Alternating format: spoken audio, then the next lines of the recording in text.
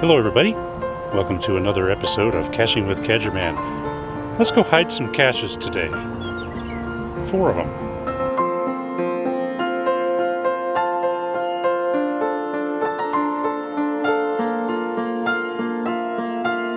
I have ridden my bike about a mile up this trail here, and I've come to a good spot to hide this first cache.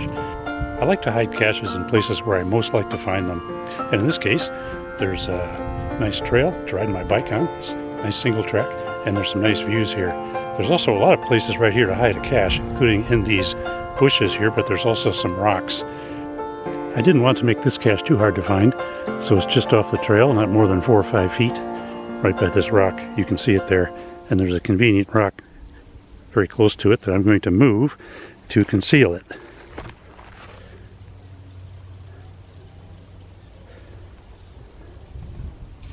You barely have to leave the trail to get to this cache. There, how's that?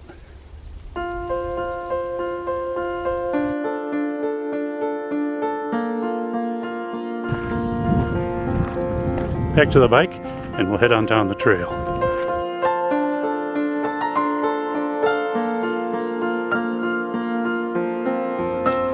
Unlike the first cache I hid, this one is more suitable for hanging in a bush or a tree, and fortunately there are plenty of those right where I am now. I just have to find the right one to place this cache.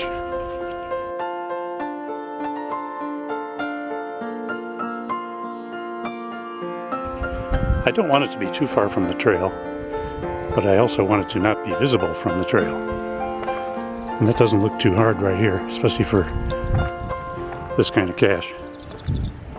I found a good spot in a dreaded juniper tree, but this one's not too hard to find. It does blend in fairly well, hanging right there. And it's still fairly close to the trail. Now I need to record some coordinates, which I almost forgot to do at the first hide, but I went back and did it. So I'll record some coordinates and get this one published.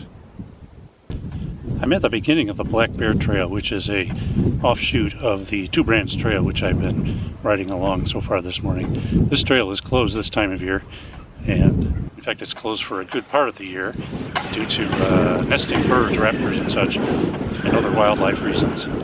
It has quite a bit of elevation gain. It ends up in another park from Hildebrand Ranch, where I am now, over to Deer Creek Canyon Park. It has 67 switchbacks on it. There are a number of videos you can watch on YouTube of people riding this trail. It looks quite treacherous in spots and quite challenging. It's not a trail that I'm going to do today, obviously, because it's closed, but I don't know if I'd ever do it. Maybe on a hike.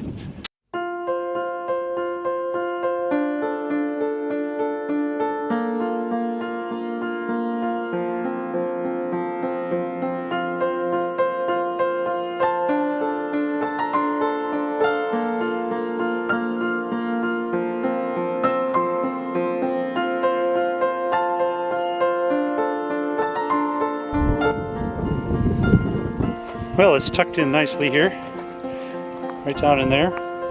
Unfortunately, I left my GPS back at my bike, so I need to go back and get it so I can record the waypoint. This last cache I'm going to hide is this one right here, just like the other one I hid earlier. This one's going to stand out though, so I better not hide it too close to the trail, lest it be spotted by a passing muggle hiker. There's plenty of bushes right here. Let's go find a good spot.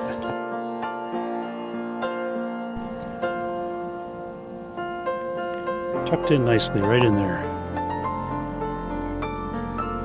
The hike to get here, the way I rode my bike, is close to, well, 2.5 or 3 miles, but this is a loop, so if you come from the other end, it's not nearly as far. The loop as a whole is about 5 miles long. Thanks for coming along with me today while I hide these caches. Like a lot of the caches I hide, and the ones I like to find the most, I was down some trail somewhere. I hope to see you somewhere down the trail sometime soon. Maybe even this trail, the Two Brands Trail. So long, everybody. Take care.